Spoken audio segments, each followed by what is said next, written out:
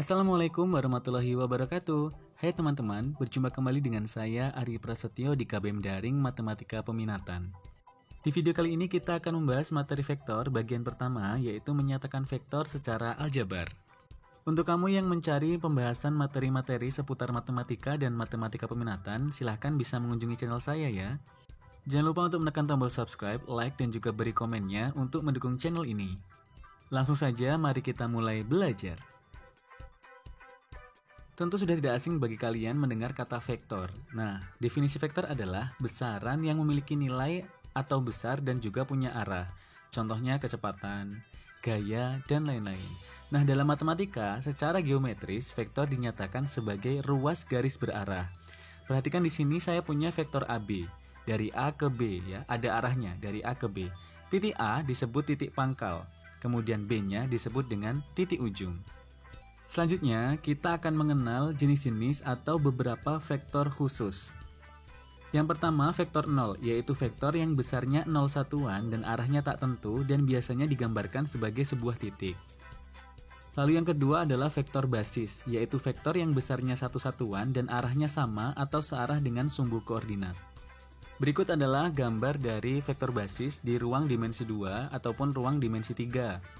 I besarnya satu satuan dan searah dengan sumbu X. J besarnya juga satu satuan searah dengan sumbu Y. Dan K besarnya satu satuan juga searah dengan sumbu Z. I, J, dan K inilah yang kita sebut dengan vektor basis. Lalu vektor khusus yang ketiga adalah vektor posisi suatu titik, yaitu vektor yang titik pangkalnya berada di titik O dan ujungnya di titik tertentu. Titik O sendiri adalah perpotongan dari sumbu X dan sumbu Y. Nah, di sini saya punya koordinat X, Y, kemudian ada titik P di sana, maka vektor posisi dari titik P itu ya kalau kita garis dari titik O itu, sehingga menjadi OP. Itu menjadi vektor posisinya. Kalau untuk di ruang dimensi 3, berarti kita tariknya dari perpotongan sumbu X, sumbu Y, dan sumbu Z. Kemudian kita tarik dari 0 itu ke titiknya, titik P. Nah, vektor posisi dari titik P, baik di R2 maupun di R3, itu dinyatakan dengan OP. Nah, ada garis di atasnya itu maksudnya berarti dia adalah vektor atau dengan P kecil. Masih membahas vektor posisi. Di sini saya punya vektor AB, lalu saya gambar vektor posisi dari A sehingga saya tarik dari O ke A sehingga menjadi OA atau A kecil. Nah, jika kita jumlahkan vektor OA ditambah vektor AB, maka hasilnya adalah vektor OB.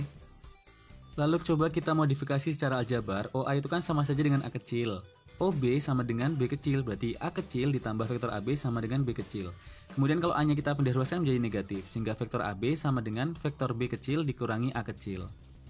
Maka kita peroleh suatu kesimpulan bahwa untuk setiap vektor AB berlaku AB sama dengan B dikurangi A. Jadi dibalik ya, B dikurangi A. Berarti misal kalau ada vektor CD ya D dikurangi C, kalau ada vektor PQ berarti Q dikurangi P, dan seterusnya. Sekarang kita lanjut ke menyatakan vektor secara aljabar. Ada 3 ya. Yang pertama adalah menyatakan dengan vektor kolom. Sehingga kalau kita punya vektor OM, X1, Y1, maka vektor kolomnya tinggal kita tulis ke bawah. M sama dengan X1, Y1. Atau kalau di R3 berarti jadi X1, Y1, Z1. Nulisnya ke bawah. Kemudian yang kedua adalah vektor baris. Kalau vektor baris berarti nulisnya ya baris, berarti ke kanan. Seperti itu, X1, Y1 ke kanan. Atau kalau di R3, X1, Y1, dan Z1. Lalu yang ketiga, kita bisa menyatakan dengan vektor basis. Maka vektor M, X1, Y1 bisa kita tulis menjadi X1I ditambah Y1J. Kalau di R3 berarti menjadi X1I ditambah Y1J ditambah Z1K. Agar lebih mudah dan terbiasa, mari kita selesaikan contoh soal berikut ini. Dipunyai titik P 2,7 dan titik Q min 3,1, nyatakan vektor-vektor berikut secara aljabar. A vektor P, B vektor Q, C vektor PQ, dan D vektor QP.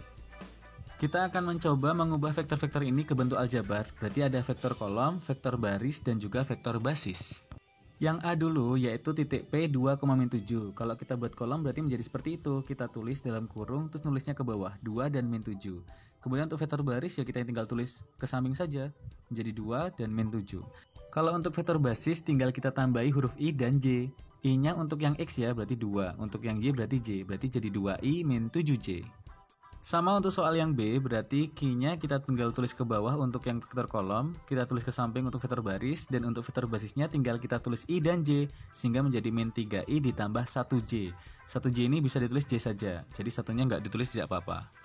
Nah, untuk soal yang C, kita disuruh mencari vektor PQ. Ingat tadi ya, di vektor posisi, PQ itu sama dengan Q min P. Berarti tinggal kita cari min 3, 1 dikurangi 2 min 7. Berarti yang atas dikurangi yang atas, yang bawah dikurangi yang bawah ya. Min 3 dikurangi 2 berarti menjadi min 5, 1 dikurangi min 7 berarti menjadi 8. Kalau kita tulis dalam bentuk vektor basis ya sama saja, Q dikurangi P, cuma nulisnya menjadi min 3, sampingnya 1 dikurangi 2, sampingnya min 7. Berarti yang kiri dikurangi kiri, yang kanan dikurangi kanan. Sama saja hasilnya adalah min 5 dan 8. Jika kita tulisnya menjadi vektor basis, berarti PQ sama dengan Q min P. Tadi Q kan min 3 plus J, dikurangi P-nya adalah 2I min 7J. Min 3I dikurangi 2I menjadi min 5I. J dikurangi min 7J, min ketemu min jadi plus, berarti J tambah 7J menjadi 8J. Sehingga hasilnya menjadi min 5I ditambah 8J. Selanjutnya soal yang D, kita mencari vektor QP, berarti ya P dikurangi Q. Jadi jangan sampai kebalik ya. P-nya tadi adalah 2 min 7 dikurangi min 31. 2 dikurangi min 3, berarti menjadi plus ya, hasilnya 5. Min 7 kurangi 1 menjadi min 8, hasilnya adalah 5 min 8. Kalau kita tulis menjadi vektor basis, berarti menjadi QP sama dengan P min Q, berarti 2 min 7 dikurangi min 3, 1. Hasilnya juga 5 min 8. Kalau untuk vektor basis, berarti QP sama dengan P dikurangi Q. Tadi P-nya adalah 2I min 7J, dikurangi dalam kurung Q-nya adalah min 3I ditambah J. Sehingga hasilnya menjadi 2 dikurangi min 3, berarti menjadi 5 ya, 5I. Min 7 dikurangi J berarti min 8, berarti 5I min 8J. Nah, ini tadi materi yang kita bahas kali ini. Silahkan difahami, kalau perlu ditonton dengan berulang-ulang. Jangan lupa untuk subscribe, like, dan komennya, serta di-share agar video ini bisa bermanfaat. Sampai jumpa lagi di video berikutnya. Saya Ari Prasetyo. Assalamualaikum warahmatullahi wabarakatuh.